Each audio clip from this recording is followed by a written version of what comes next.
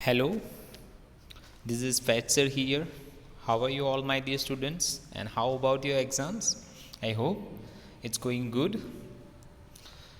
Now, for the SS, AVS, class 5, 6, 7, I'm going to give you some information, some tips that how to write in your supplementary. First of all, we will start with the information, right? That ask on the front page. Now here you can see, right, I have taken a pic of a supplementary like you have been provided. तो यहाँ पे कैसे लिखना है, right? ज़्यादातर सारे के सारे स्टूडेंट्स सप्लीमेंट्री के ऊपर जो इन्फॉर्मेशंस फिलअप करते हैं वो कंप्लीट ही होती है और अच्छी ही होती है और उनको पता ही है दैट कि वो किस तरीके से फिलअप करनी है।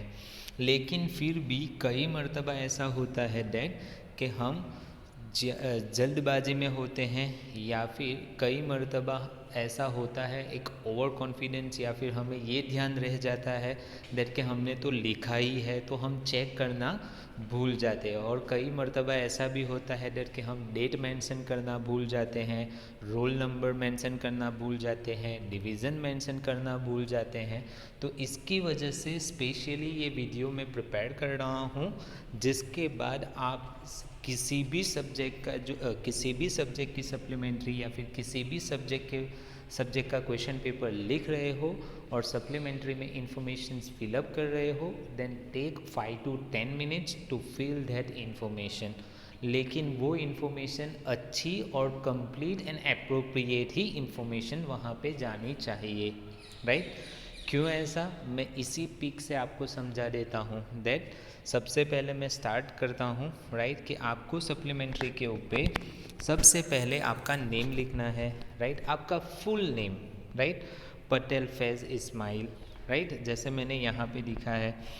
ये लिखना क्यों ज़रूरी है? बिकॉज़ कि काफ़ी सारे स्टूडेंट्स हैं उनके सेम नेम आते हैं और अभी के जैसे स्कूल ओपन नहीं हुई थी और हो सकता है जो नए क्लास में आए हुए स्टूडेंट्स हैं जिनको अभी तक हमने देखा नहीं है और उनमें काफ़ी सारे स्टूडेंट्स के नेम डिफरेंट है, राइट? तो उसको बाइफरगेट करने के लिए, राइट, हम क्या कर रहे हैं दैट कि आपको अपना पूरा नेम सप्लीमेंट्री के ऊपर लिखना है, राइट? तो हो सकता है दैट कि किसी का रोल नंबर कोई गलती से अलग अलग लिख ले, राइट, लेकिन नाम से पता चल जाए दैट कि ये नाम वाला रोल नंबर ये है, राइट? तो इजीली उसको क्या कर सकते हैं, हम डिफ्रेंशिएट कर सकते हैं। फिर उसके बाद बारी आती है एकेडमिक सेशन। तो वहाँ पे कंपलसरी बेटा, राइट, ये नंबर लिखने ज़रूरी है, ये ईयर लिखना ज़रूरी है, राइट?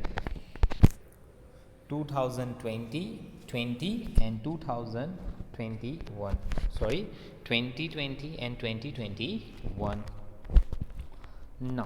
फिर उसके बाद एग्ज़ामिनेशन पूछी गई है, देन वहाँ पे एग्ज़ामिनेशन में आएगा टर्म 1। फिर उसके बाद आपको सब्जेक्ट पूछा गया है, तो ये वीडियो मैंने 5, 6, 7 के लिए कॉमन बनाया है। तो 5th स्टैंडर्ड वाले यहाँ पे EVS लिखेंगे, 6th स्टैंडर्ड और 7th स्टैंडर्ड यहाँ पे SS लिखेंगे। फिर उसके बाद जो क्लास है, क्लास में जो स्टूडेंट्स है वो यहाँ पे 5 लिखेंगे, वो जो 6 वाले हैं वो 6 लिखेंगे और जो 7th स्टैंडर्ड वाले हैं वो 7th स्टैंडर्ड लिखेंगे।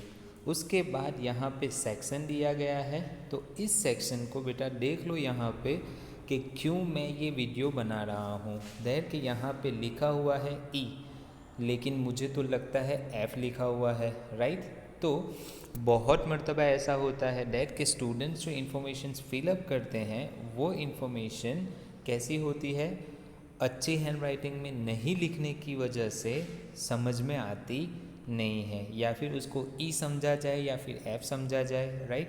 तो इसकी वजह से यहाँ पे नेम लिखना इतना इम्पोर्टेंट हो जाता है, यानी नेम से हमें पता चल जाएगा दैट कि ये एफ डिवीज़न में है या फिर ई डिवीज़न में है, अगर ऐसी कोई क्वेरी क्रिएट होती है तब। I hope you will understand this.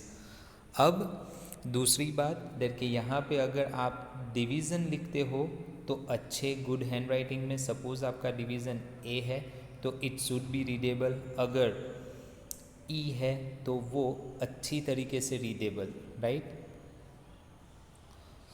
ना। उसके बाद यहाँ पे डेट आपको मेंशन करनी है। अगेन आप यहाँ पे डेट में देख सकते हो, डेट के जो डेट लिखी गई है वो 25/10/20 लिखी गई है, लेकिन आप देख सकते हो डेट के 25 ये जो 25 है वो 26 की तरह भी लग रही है, राइट। सो इसकी वजह से आपको अच्छे गुड हैंड राइटिंग में यहाँ पे डेट मेंशन करना भी उतना ही ज़रूरी है।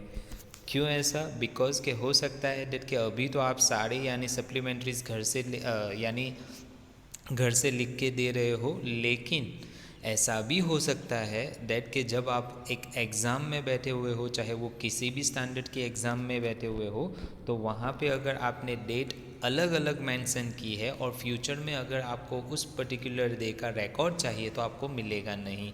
सो इस वजह से भी यहाँ पे डेट अच्छी तरीके से मेंशन करना बहुत ही ज़रूरी है। एंड यहाँ पे रोल नंबर भी अच्छी तरीके से देखना। कुछ स्टूडेंट्स का रोल नंबर जो आता है वो 2 और 1 ऐसे लिखते हैं जैसे कि दोनों सेम ही लगते हैं, राइट, या हम उसको 1 समझे या फिर 2 समझे।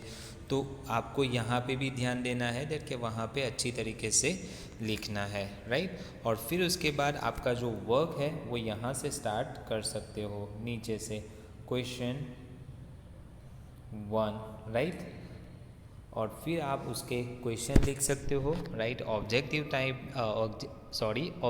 टाइप क्वेश्चंस में आपको क्वेश्चंस कॉपी करना है नहीं करना है वो आपके ऊपर है, राइट। लेकिन सब्जेक्टिव पोर्शन में आपको क्वेश्चन को कॉपी करना नहीं है, आप डायरेक्ट ही आंसर लिखोगे। लेकिन मेक श्योर दैट कि आप जो भी क्वेश्चन लिखते हो, राइट, उसका प्रॉपर नंबर होना चाहिए। ऐसा नहीं देर कि आपको 1 आता है, 2 आता है, 3 नहीं आता है एंड 4 आता है तो 4 वाला नंबर आपने 3 पे दे दिया, ऐसा होना चाहिए नहीं। आपको क्वेश्चन पेपर में क्वेश्चन नंबर का जो नंबर है वही नंबर उसी क्वेश्चन हेडिंग के नीचे लिखना है, राइट, ताकि इजीली हम भी समझ सके और आपके मार्क्स आपने जो मेहनत की है उसके लिए मिल सके, राइट। और दूसरी एक बात दैट कि क्लास 7 के लिए, क्लास 5 के लिए और क्लास 6 के लिए इस वीडियो के नीचे मैं लिंक प्रोवाइड कर रहा हूँ, राइट। उस लिंक में आपको टर्म 1 के जितने भी यानी चैप्टर्स है उन चैप्टर्स की पीडीएफ मिल जाएगी, राइट। ग्रुप में मैंने पीडीएफ सेंड नहीं की है बिकॉज के काफ़ी सारी चीज़ें अभी रिवीजन पर्पस से एज वेल एज इंफॉर्मेशंस की वजह से दी जाती है और उसमें बहुत सारी क्वेरीज एंड बहुत सारे प्रॉब्लम्स क्रिएट होते हैं, स्टूडेंट्स को समझ में नहीं आता है। सो इजी वे में यानी अच्छी तरीके से आपको मिल जाए, इस वजह से इस वीडियो के नीचे लिंक में मैं आपको पीडीएफ सेंड कर रहा हूँ या फिर दे रहा हूँ। आई होप जो भी इन्फॉर्मेशन मैंने यहाँ पे दी है वो आपको समझ में आ गई होगी।